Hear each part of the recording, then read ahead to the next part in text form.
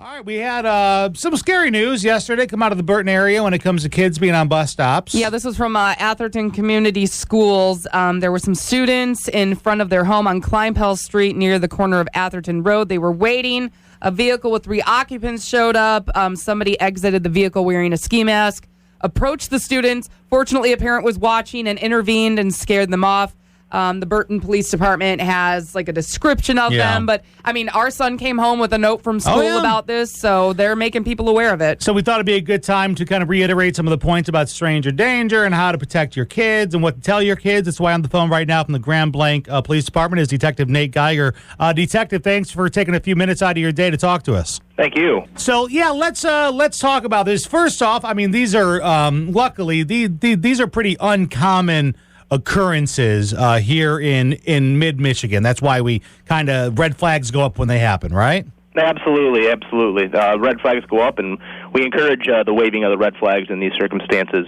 Yeah. Us as law enforcement want to look into these and investigate these scenarios. Sure. Now, for parents out there who, learned about this and they got the notes home, and now, I wigged out. Yeah, I'm not going to lie to you. I read this and freaked out.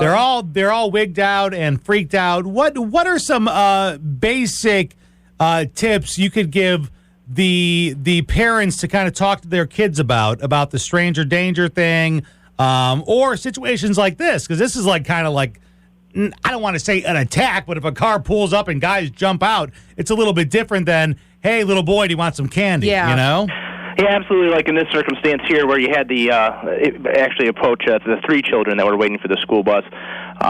In this circumstance, we encourage the kids yelling, screaming, indicating to the rest of the neighborhood that there's something going on, obviously, as parents. And we as parents in this society and people in general as kids have a great protection factor over kids. So when they hear kids screaming, people are going to look out and try to intervene.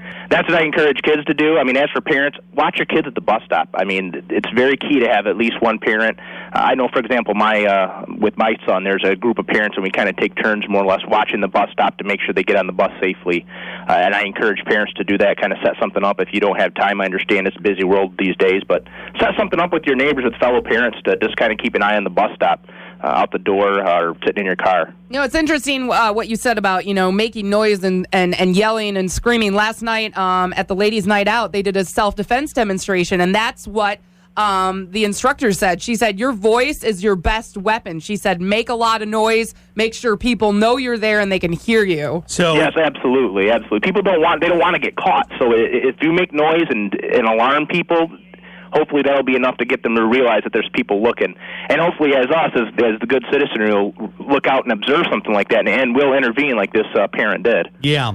So basically, keep your eyes open, get together with your community, and get to know your neighbors too. Yeah. I mean, like me and AJ, we live in a new sub. We don't exactly know a lot of our neighbors, so this is almost kind of like a chance to kind of get a little community togetherness going on too, right? Yeah, absolutely, and that's key. I mean, knowing your community, knowing the people that belong in your community is another key to this, because you in your community might not recognize a vehicle, and you know your community better than anybody else, and especially if you got a network of neighbors who work together, you'll recognize that vehicle's not belonging there. So you'll be more in key to see that, especially when you're, like I said, working as a group together in the neighborhood. Well, this is a great time for, once again, parents to sit down and go over scenarios like this with your children, reiterate to them what they do in these situations. Detective Nate Geiger of the Grand Blanc Police Department, thanks for taking a few minutes out. Thank you so much. And we'll let you get back to doing what you do, going to get the bad guys, all right? All right, thanks. You guys have a good day, okay?